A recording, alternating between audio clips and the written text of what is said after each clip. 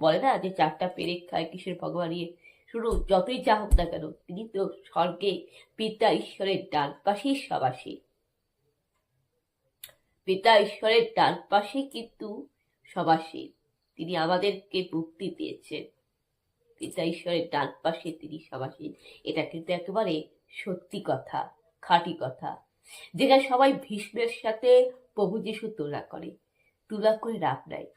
কেননা ভীষ্ম এমন পাপ করেছিলেন, যিনি গঙ্গা পুত্র। গঙ্গা জলে কি হয়, আমাদের সকল পাপ ধুয়ে মুছে সাফ হয়ে যায়। গঙ্গার পুত্র ভীষ্ম রক্ষা পায়নি পাপের হাত থেকে, যার জন্য তাকে শাস্তি হয়েছিল।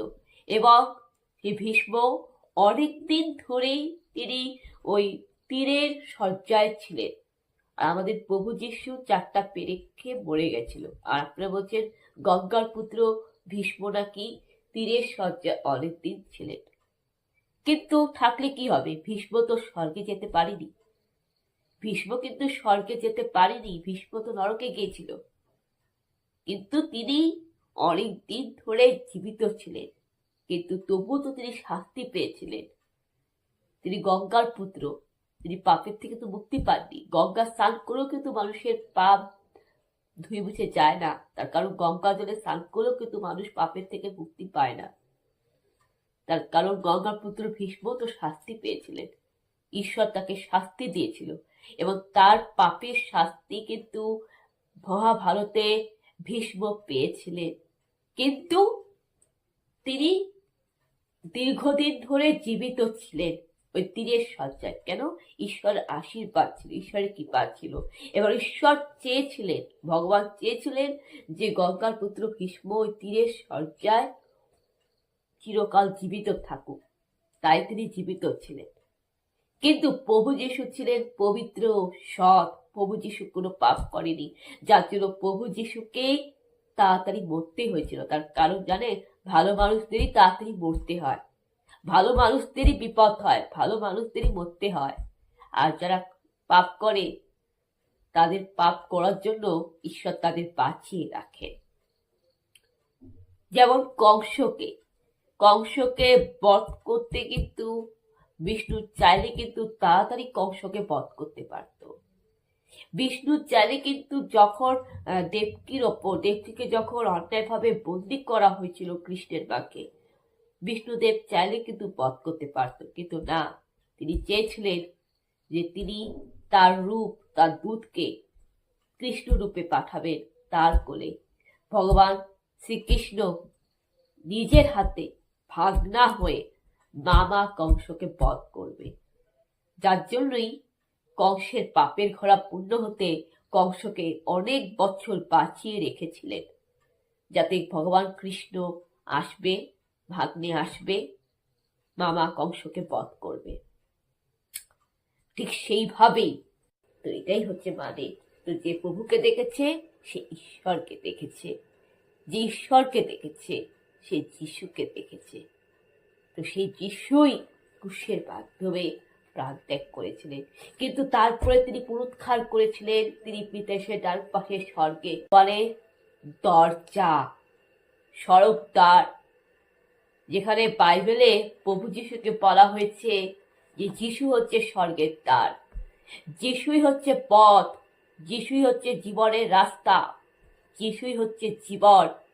জীবনটাকে যে যিশুর জীবন, যিশুই হচ্ছে সত্য, পথ, জীবন। যিশুই হলেন স্বর্গের দরজা।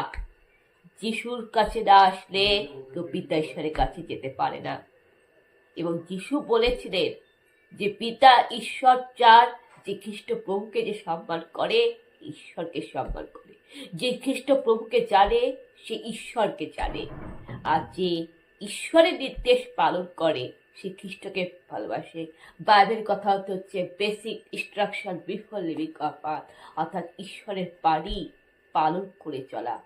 যেখানে আপনি গীতা পালন করতে পারেন, আপনি বৈদিক শাস্ত্র, গীতা, ভগবত গীতা, শ্রীকৃষ্ণের বাণী মেনে চলবেন, সেটাই হচ্ছে বাইবেল। আপনি বাইবেল বলতে অর্থ কি? জগদীশ্বর। জগদীশ্বরের কথা অর্থ কি? জগতের ঈশ্বর। আর বিষ্ণু হচ্ছে জগতের মালিক। বিষ্ণু হচ্ছে জগতের সৃষ্টিকর্তা, জগতের মালিক, জগতের ঈশ্বর, যাকে বলে জগৎ ঈশ্বর। আর জগন্নাথ কথার অর্থ হচ্ছে জগতের মালিক। বন্ধুরা, বাইবেলে যে পিতা পরমেশ্বরের কথা বলা হয়, সেই আমাদের খ্রিস্টপ্রভুর যে পিতা পরমেশ্বর, বাইবেলে বলা হয়েছে যে প্রভু যীশু খ্রিস্টের পিতা ঈশ্বর হচ্ছে জগতের মালিক।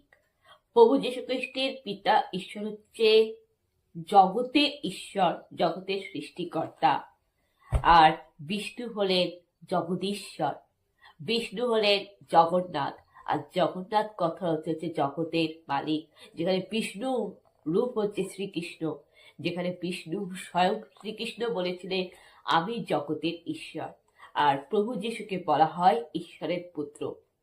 তাহলে এখানে কিন্তু যিশুকে কিন্তু ঈশ্বর বলা হয়নি, যিশুকে বলা হয়েছে ঈশ্বরের পুত্র, স্বর্গের দূত, জগতের মুক্তিদাতা, পরিত্রাতা, ঈশ্বরের দূত। যিশুকে বলা হয়েছে ঈশ্বরের প্রিয়তম পুত্র। তাহলে এখানে ঈশ্বরকে, যেখানে বিষ্ণুদেব বলছে আমি ভগবান, আমি স্বয়ং ঈশ্বর, ভগবান শ্রীকৃষ্ণ যিনি স্বয়ং বিষ্ণুর অবতার, তিনিও কিন্তু মানুষ রূপেই মথুরা বৃন্দাবনে জন্মেছিলেন। কৃষ্ণেরও কিন্তু মৃত্যু হয়েছিল যখন একজন শিকারী কৃষ্ণকে হরিণ ভাইবে তীর দিয়ে আঘাত করেছিলেন, এবং সেই কৃষ্ণের হৃৎপিণ্ডটা সেটা জগন্নাথ মন্দির, উড়িষ্যা যে জগন্নাথ মন্দির, ওখানে কিন্তু কৃষ্ণের হৃৎপিণ্ডটা রয়েছে। তো কৃষ্ণ ঠাকুরও তো মৃত্যু হয়েছিল শিকারীর সেই তীরের আঘাতে, আর সেই হৃৎপিণ্ডটা কিন্তু উড়িষ্যার জগন্নাথ মন্দিরে রয়েছে। তো কৃষ্ণ বলুন আর যিশু বলুন, সকলেই কিন্তু